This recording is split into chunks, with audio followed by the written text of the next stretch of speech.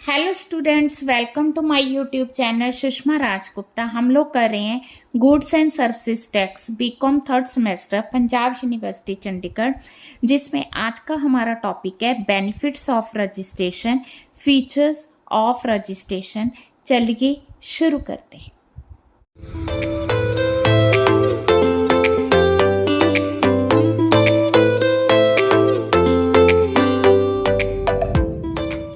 Last videos में हमने किया था जीएसटी तभी लगाया जाएगा अगर वहां पे टैक्सेबल इवेंट होती है। टैक्सेबल इवेंट का मतलब effective supply by the supplier की जाती है। अब जीएसटी अप्लाई करने के लिए ये भी ज़रूरी है कि उस सप्लायर का रजिस्टर्ड होना। तो रजिस्ट्रेशन का मतलब है कि जो सप्लायर है वो गवर्नमेंट की नज़रों में, ठीक है, रजिस्टर्ड है। रजिस्टर्ड के साथ उसको एक आइडेंटिटी नंबर दिया जाता है।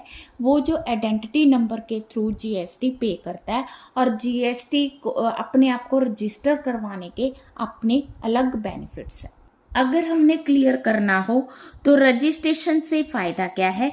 रजिस्ट्रेशन टैक्स पेयर को एक आइडेंटिटी प्रोवाइड करती है। ये जो आइडेंटिटी होती है उसको टैक्स कॉम्प्लायंसेस रिक्वायरमेंट्स को पूरा करने में मदद करती है।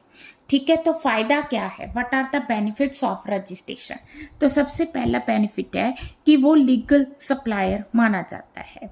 जब कोई पर्सन अपने आप को रजिस्टर करवाता है अंडर जीएसटी तो उसे लीगली एक supplier of goods and services या बोथ माना जाएगा।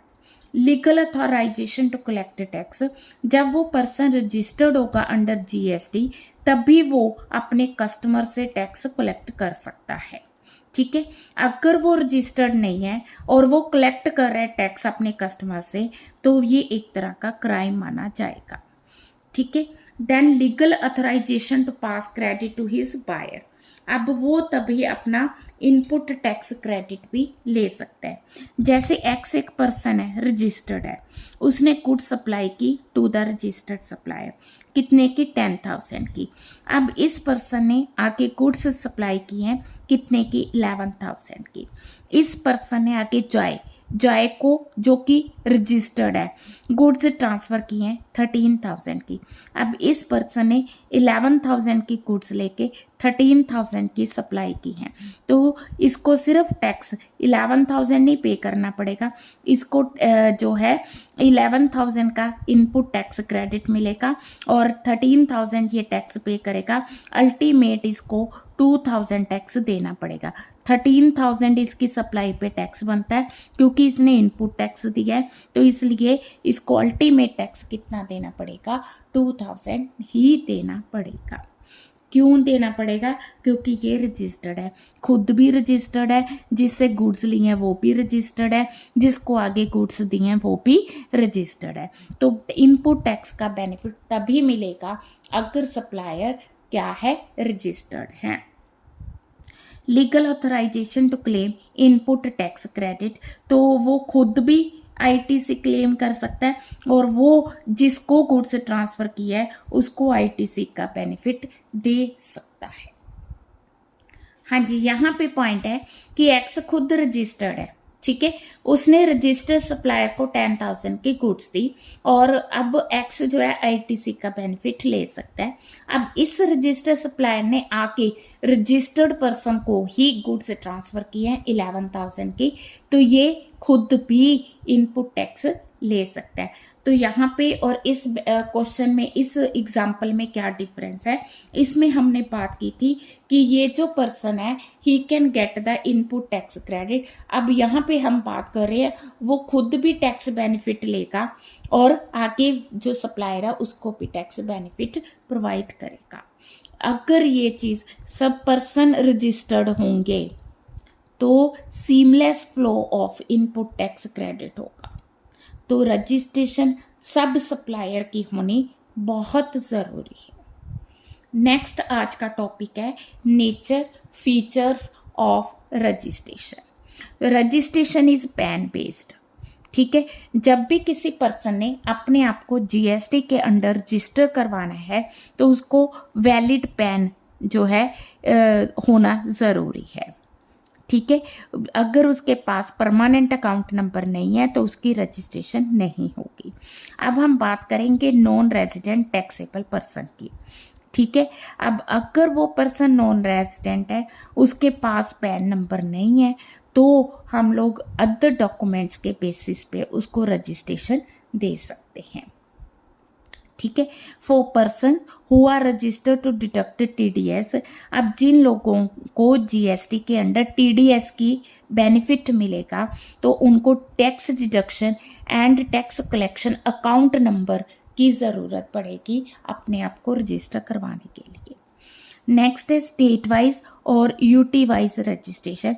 जो रजिस्ट्रेशन की जाती है वो स्टेट वाइज किस तरह से, हाँ जी, अगर किसी पर्सन की मल्टीपल स्टेट्स में ब्रांचेस हैं तो उसे हर एक ब्रांच के लिए अलग से रजिस्ट्रेशन करवानी होगी। अगर किसी पर्सन की एक ही स्टेट में कई ब्रांचेस हैं तो उसकी सिंगल रजिस्ट्रेशन होगी, पर उसमें से प्रिंसिपल प्लेस जहाँ पे वो बिजनेस चला रहा है, हेड ऑफिस है, उसको हम क्या मानेंगे, प्रिंसिपल प्लेस ऑफ बिजनेस, और जो बाकी ब्रांचेस हैं उनको एडिशनल प्लेस ऑफ बिजनेस कहा जाएगा। सेकेंड पॉइंट है कि separate registration for multiple places of business with in state और यूटी। अब ये आप कहोगे अभी तो मैंने कहा था कि सेपरेट रजिस्ट्रेशन की ज़रूरत नहीं है, पर अगर बिजनेसमैन चाहे, अगर सप्लायर चाहे तो वो जितने उसके मल्टीपल प्लेसेस हैं उन सब की वो अलग से रजिस्ट्रेशन करवा सकता है। अब उसके पास ऑप्शन है, ऑप्शन क्या है कि वो चाहे तो किसी एक बिजनेस को प्रिंसिपल प्लेस डिक्लेयर करके बाकी सबको एडिशनल प्लेसेस डिक्लेयर करेगा और उस केस में सिंगल रजिस्ट्रेशन होगी। बट अगर वो किसी एक को प्रिंसिपल प्लेस नहीं डिक्लेयर कर रहा तो वो सेपरेट रजिस्ट्रेशन करवाएगा for multiple place of business with in a state. Point clear है? तो ये उसके पास ऑप्शन 1 है, ऑप्शन 2 है, वो किसी भी तरह से कर सकता है। नेक्स्ट पॉइंट है more than one registration under section 25 subsection 4। तो अगर कोई एक सेम बिजनेस की 2 यूनिट्स है, दोनों की सेपरेट रजिस्ट्रेशन हुई है, तो उन दोनों को डिस्टिंक्ट एंटिटी माना जाएगा। इट मीन्स वो दोनों इस तरह से बिजनेस ट्रांजैक्शन करेंगी जैसे कि दोनों अनरिलेटेड पार्टीज है, ठीक है। उन दोनों के लिए सारे प्रोसीजर्स अलग से होंगे, जैसे रिटर्न फाइल करना, बुक्स को मेंटेन करना, ठीक है। क्यों? क्योंकि दोनों ने अलग से रजिस्ट्रेशन करवाई है। अब हम बात कर रहे हैं उस सप्लायर की जिसने एक से ज़्यादा रजिस्ट्रेशंस करवाई हैं, ठीक है। चाहे वो एक स्टेट के अंडर करवाई हैं, चाहे वो सेपरेट स्टेट्स के अंडर करवाई हैं, उस पर्सन को, ठीक है, उस पर्सन को डिस्टिंक्ट पर्सन कहा जाएगा। ये हम ऑलरेडी कर भी चुके हैं। डिस्टिंक्ट पर्सन वो पर्सन्स हैं जो अपने साथ ही अपनी ब्रांचेस के साथ बिजनेस ट्रांजैक्शंस करते हैं, उसे हम डिस्टिंक्ट पर्सन कहते हैं। और जितनी भी उसकी इस्टेब्लिशमेंट्स होंगी उनको हम कहेंगे इस्टेब्लिशमेंट्स ऑफ डिस्टिंक्ट पर्सन। हाँ जी। नेक्स्ट है GST आइडेंटिफिकेशन नंबर, GSTIN, ठीक है। तो वो पर्सन जो अपने आप को रजिस्टर्ड करवाएगा अंडर GST, उसको 15 डिजिट का GST आइडेंटिफिकेशन नंबर दिया जाएगा जिसको हम GSTIN बोलते हैं। तो इसमें जो फर्स्ट 2 डिजिट हैं वो स्टेट कोड के होंगे, अगले जो 10 डिजिट हैं ये 10 डिजिट हमारे पैन नंबर के होंगे, और नेक्स्ट 2 डिजिट जो है वो उस एंटिटी, ठीक है, एंटिटी का कोड नंबर होगा, और जो लास्ट डिजिट है, लास्ट डिजिट होगा चेक सम नंबर, ठीक है जी। तो इस तरह से उसको ये GSTIN नंबर दिया जाएगा।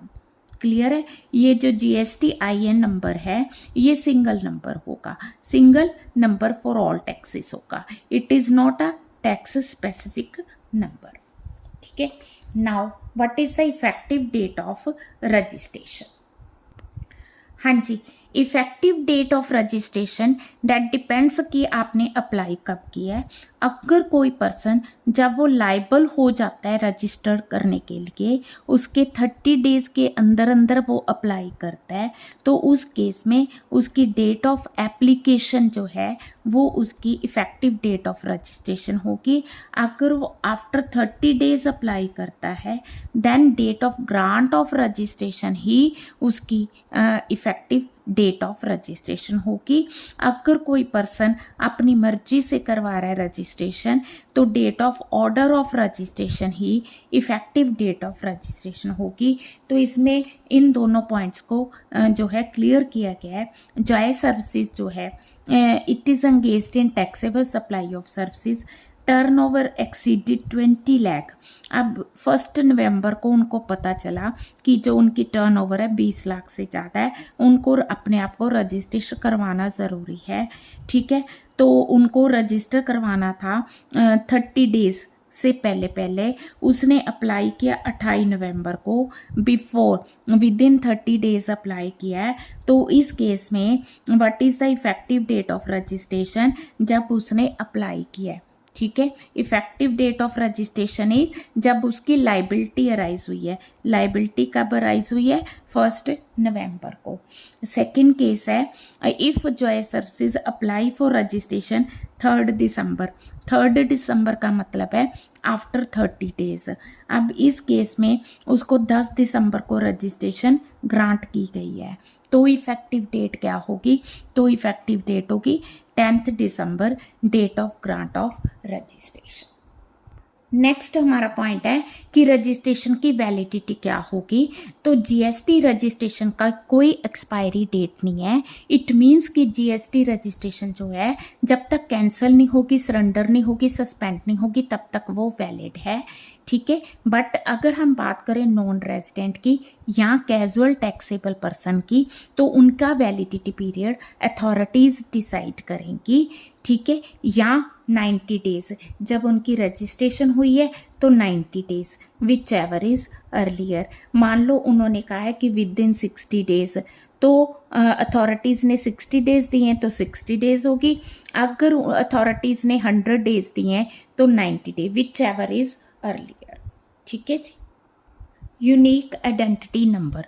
यूनिक आइडेंटिटी नंबर किसको दिया जाएगा? It will be provided to specialised agency of the United Nation organisation, multilateral financial institutions, या वो organisation which are notified under United Nations. ठीक है, क्यों दिया जाएगा? ताकि वो अपने जो है टैक्सेस का रिफंड क्लेम कर सके। किन किन चीज़ों के टैक्सेस को वो रिफंड क्लेम कर सकते हैं? जो नोटिफाइड है। ठीक है, तो अगर कोई ये नेशंस जो है अगर नोटिफाइड सप्लाई ऑफ गुड्स या सर्विसेज करते हैं, तो उन पे जो टैक्स रिफंड वो क्लेम कर सकते हैं थ्रू यूआईएन नंबर। ठीक है, अगर वो अप्लाई करते हैं तो अप्लाई करने के 3 दिन के अंदर अंदर उनको यूआईएन नंबर दिया जाएगा।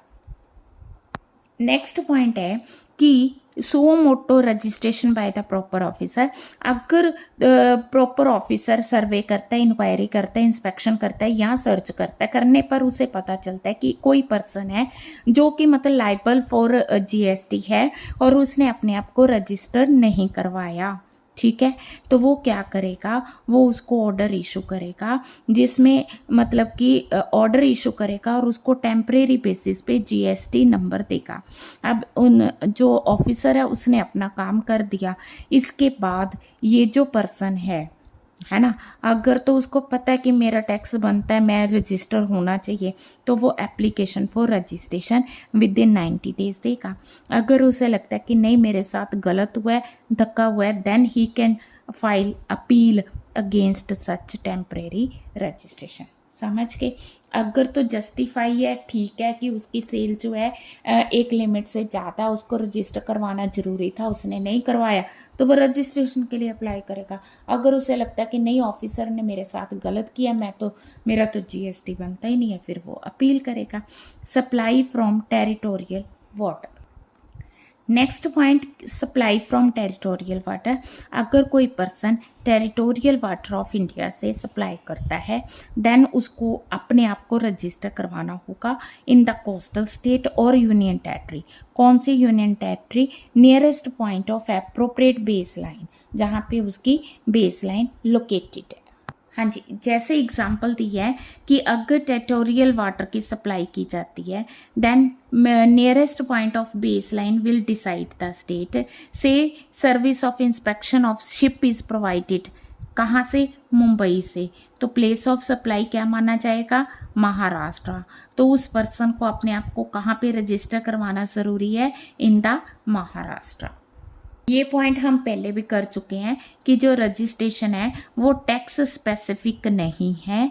जो जहाँ पे आप रजिस्टर होगे जीएसटी के अंडर तो इसमें सीजीएसटी, एसजीएसटी, यूटीजीएसटी, आईजीएसटी सब आएंगे। ठीक है, डीम्ड रजिस्ट्रेशन। अगर आप किसी एक, है ना, जैसे आप एसजीएसटी एक्ट के अंडर अगर रजिस्टर्ड होगे तो ये माना जाएगा कि आप रजिस्टर्ड अंडर यूआईएनबी हैं। अगर आपकी एप्लीकेशन रजिस्ट्रेशन की रिजेक्ट हुई है अंडर दिस एक्ट देन आप माना जाएगा कि यहाँ पर भी आप जो है रिजेक्ट कर दिए गए हैं। पॉइंट क्लियर है? तो ये था हमारा फीचर्स ऑफ रजिस्ट्रेशन। चाहे आपको फीचर्स आ जाए, चाहे आपको नेचर आ जाए, चाहे आपको इसेंशियल्स ऑफ रजिस्ट्रेशन आ जाए, तो आपने यही पॉइंट्स वहाँ पे मेंशन करने हैं। ठीक है, वीडियो अच्छी लगी वीडियो को लाइक करें, चैनल को अभी तक नहीं सब्सक्राइब किया तो ज़रूर सब्सक्राइब करें, ज़्यादा से ज़्यादा वीडियोस को शेयर करें। Thank you.